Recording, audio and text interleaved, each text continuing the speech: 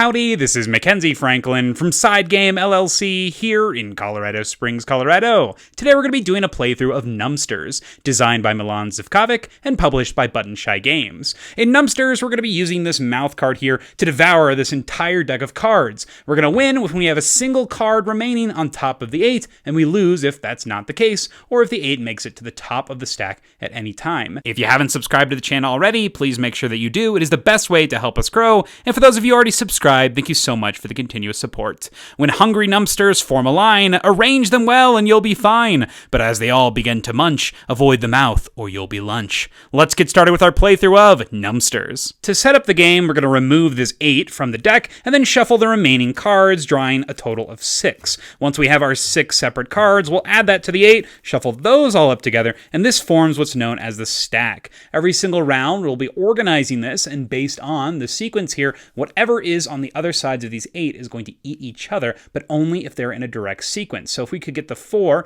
over here instead, it'd be 3, 8, then 4. So 3, 8, 4. So the lowest one eats the bigger one. And that's how we're going to start dwindling our hand. So let's go ahead and get started. The first thing that we do is we draw a card, and we'll do that until this deck empties out. So we drew a 14 like so. And as you're playing, you can either hold all your cards in your hand like so, which is what I think we are going to do, or you can just put them in a single stack, but I find that's a little bit harder to see what's going on. You can also lay them on the table so that you can easily just look at everything. But I'm just going to hold them like so, and I think that you can see them pretty well based on the way that the camera is set up. So we want to go ahead and start eating some things. So we can, every single turn, we get one draw, and then we can move something. When we can move one card to any position. So I can move the 2 over here if I wanted to. Or you can switch the position of 2 cards. So I could switch the 13 and the 4. And I think that I'm just going to move a single card. I'm going to put the 4 right here. So now, like I was saying before, 3, 8, 4. After we do our move, which is optional, then we do the eat step. You can either have the 3 eat the 4 just because they're in a sequence,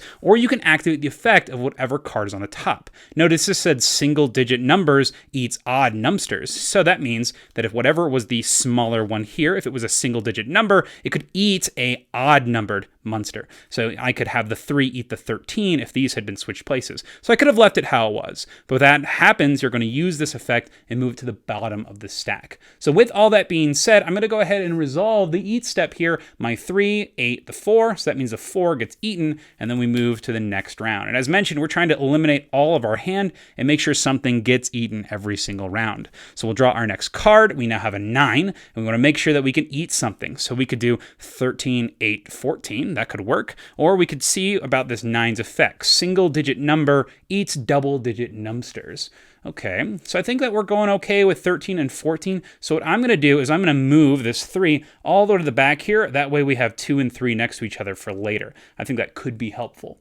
So then we have 13, 8, 14. So our 14 is going to get eaten. So we'll go ahead and continue. We'll draw another card here. We've got, let's see, same kind of thing. We've got 9, 13. We got a 5 here that says odd number eats bigger Numbster. Let's go ahead and use that 5 effect. It puts it in the back, which can help us with our sequence there. And that means that our odd number eats bigger Numbster. So the 9 ate the 13, which means the 13 is going to disappear. I love the artwork on these cards, particularly this gigantic mouth, and just the way that the numbers are also creatures of some sort. So a lot to appreciate it when it comes to this design on this game, particularly from the graphic design and the artwork. We'll go ahead and draw our next card here. We've got a 6, and this one says double digit number eats single digit Numbster. So we've got a 9, 8, 1, double digit Numbster eats single digit Numbster. So we could have the 12 eat the 1. That might be a great way to just get rid of that. So we're going to go ahead and do that. We'll move the 8 into between the 12 and the 1, and that means our double digit Numbster eats a single. So the 12 is going to eat the 1, which means our 6 moves to the back. And we keep on going. So we're just going to keep on doing this until hopefully we have that win condition of a single card on top of the 8. Even digit number eats double digit Numbster. Even Numbster eats double digit Numbster. Okay, so even eats a double digit. I think I might start doing... Let's put the 8 in between the 2 and the 3, because I can move a single card or I can swap. And we'll go ahead and do that. The 2 is going to eat the 3. Delicious. And we'll draw our next card here. This one here is a 16. Smallest Numbster in the stack eats an even Numbster. Ooh, that's pretty great, because we have our smallest number in the stack is a 2, and it eats any even Numbster. So let's move the 12 here, because that means the 2 is going to eat the 12. and then our 16 goes onto the back because of that special ability. So we'll put that back like so. We'll go ahead and draw the next card here. It's a 10. Bigger sequential Numbster eats smaller Numbster. So this was the sort of reverse way. Normally the smaller eats the bigger, but in this case it would be the opposite.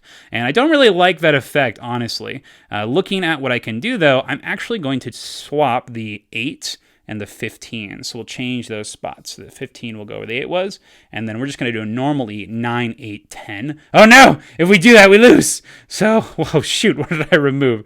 Did I move the 15 and the 8? Oh, I hope it was the 15 and the 8. I think that's what happened. Oh, if I do that, that means that the monster will be on top, which means that we straight up lose. So I can't do that, or we lose the game. Oh my gosh, I almost forgot about that.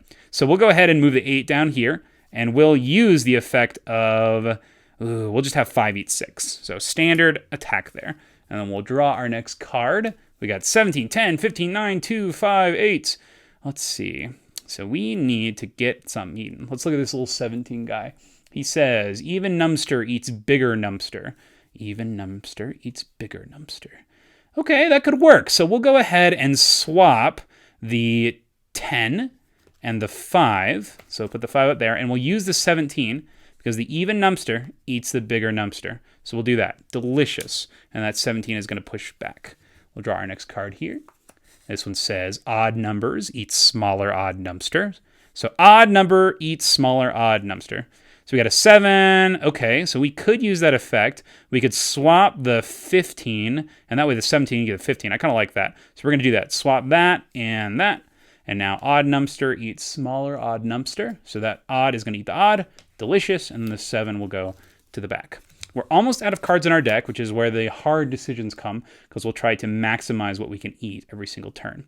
Even Numbster eats smaller Numbster. Ooh, okay. So that one is not as cut and dry as the other one. So looking at what we can do here, we can move the 8 in between the 9 and the 10, have the net start working there. So I think that's what we're going to do. We're going to move the 8 in between 9 and 10. 9 will eat 10. Okay, and this is our last card from the deck. We've got a unicorn-looking guy. 18, odd Numbster eats smaller Numbster. Ooh, okay. Odd Numbster eats smaller Numbster. So we need to get rid of the 2, so we're going to move the 8 in between the 17 and the 2, which is great. The odd Numbster eats a smaller Numbster, so we'll trigger the 18, which will eat the 2. And now we are out of cards, so we do not draw anymore.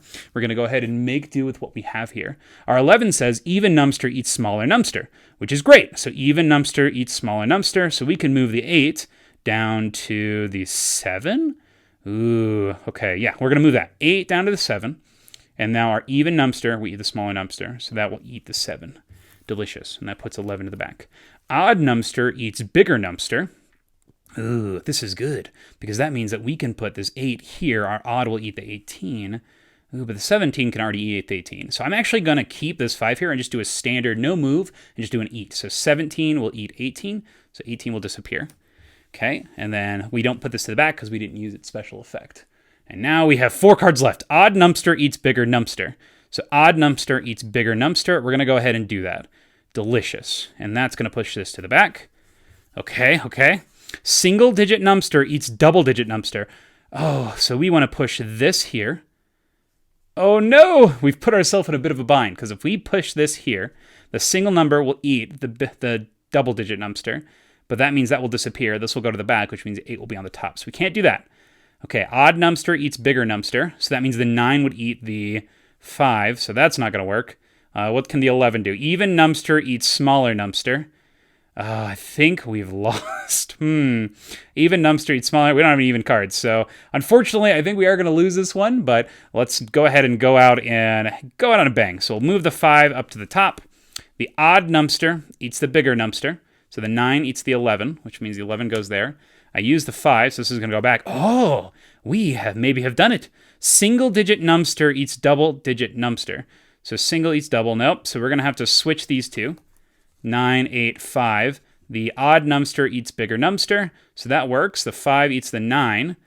But because this happens, we have to resolve this effect, which means this is going to go to the back. So I did check with the rule book here just to make sure, but yes, this is a losing condition. You lose if you have the 8 on the top at the end of your game, even if you just have 2 cards left, which means if you use one of those special abilities to eat during that last turn, you are going to automatically lose. So I should have definitely planned to have 2 numbers that were pretty close together, and that way I had the small one on top because the small eats the bigger one, and that means that that would have been the win condition. So something to think about during the next game, but I hope that gives you a pretty good overview on Numbsters and the overall gameplay. We'll go ahead and wrap up the playthrough here. Thank you so much to Button Shy Games for setting us a copy of Numbsters for this playthrough, and thank you so much for watching. SideGame Strong.